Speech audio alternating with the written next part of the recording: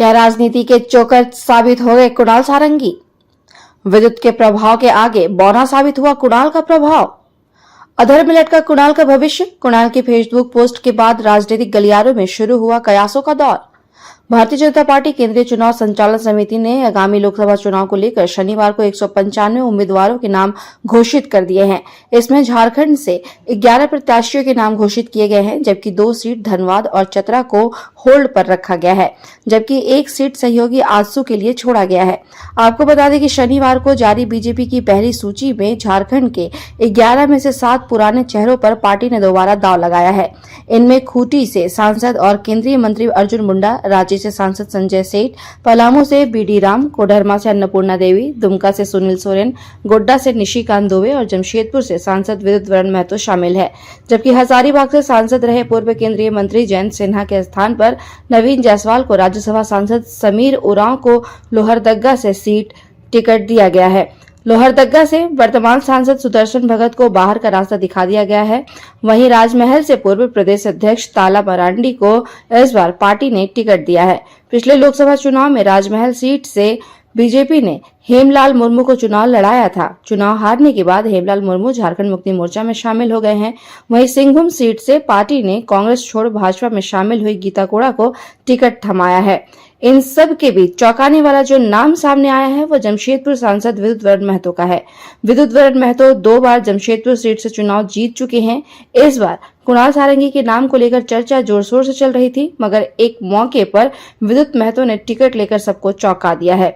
आपको बता दें कि कुणाल सारंगी 2019 के विधानसभा चुनाव से ठीक पहले झारखंड मुक्ति मोर्चा छोड़ बीजेपी में शामिल हुए थे। तब वे बड़ागोड़ा के विधायक थे, मगर बीजेपी में शामिल होते ही बड़ागोड़ा की जनता ने उन्हें दरकिनार कर दिया और उन्हें अपनी विधायकी गंवानी पड़ी। उसके बाद कुणाल सारंगी ने केंद्र की राजनीति की ओर कदम बढ़ाए, मगर विद्युत वरण महतो के आगे बौने साबित हुए। हालांकि कुणाल सारंगी अभी युवा हैं, उनके पास लंबा समय है, मगर राजनीति की बिसात पर कब कौन कहां चला जाए यह कहना मुश्किल है। टिकट काटे जाने के बाद कुणाल सारंगी ने अपने फेसबुक वॉल पर जो पोस्ट किए हैं उसके कई राजनीतिक मायने लगाए जा सकते हैं। अपने फेसबुक वॉल पर उन्होंने लिखा है, स्वामी विवेकानंद अक्सर कहते थे, दिल और दिमाग के संघर्ष में इंसान को हमेशा दिल की आवाज सुननी और चुननी चाहिए। अब कुणाल सारंगी के दिल में क्या चल रहा है और आगे वह कौन सा रास्ता चुनेंगे यह तो आने वाला वक्त ही बताएगा। हाँ, उनके समर्थकों ने कमेंट बॉक्स पर कई सुझाव दिए हैं। इनमें कई सुझाव उनके घर वापसी की भी है। बता दें कि कुणाल सारंगी 2019 से पहले झारखंड मुक्ति मोर्चा में हुआ करते थे। उन्हें पूर्व मुख्यमंत्री हेमंत सोरेन का बेहद करीबी माना जाता था, मगर अचानक से उन्होंने बीजेपी का दामन थाम लिया।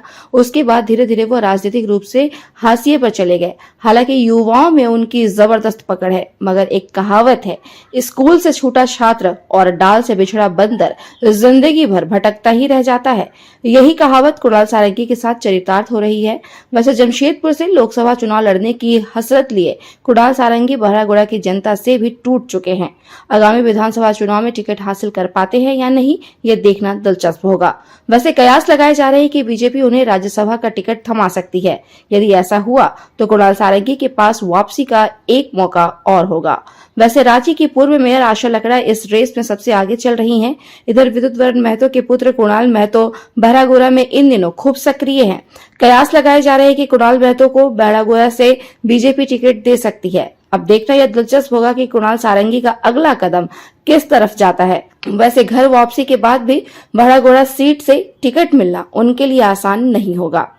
Bureau report, India news viral, Bihar Jharkhand.